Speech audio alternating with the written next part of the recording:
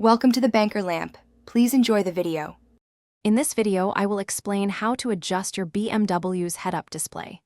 First, locate the iDrive controller in your vehicle, usually near the gear selector. Use it to navigate to the My Vehicle menu option.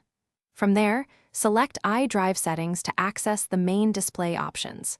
Finally, choose Displays and then Head-Up Display to begin customizing your view easily. Once in the Head-Up Display menu, you can fine-tune its appearance. Adjust the height to ensure the projection is comfortably in your line of sight.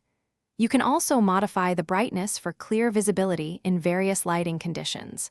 Some models even allow you to rotate the display for perfect alignment, especially if you wear polarized sunglasses. Beyond basic adjustments, you can personalize the information shown on your head-up display. Select what content is most important to you, such as current speed, navigation instructions, or speed limits.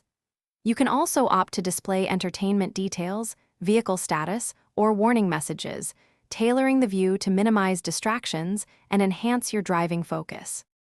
For optimal performance, always keep your windshield clean where the HUD projects. Be aware that polarized sunglasses can make the display appear dim or invisible.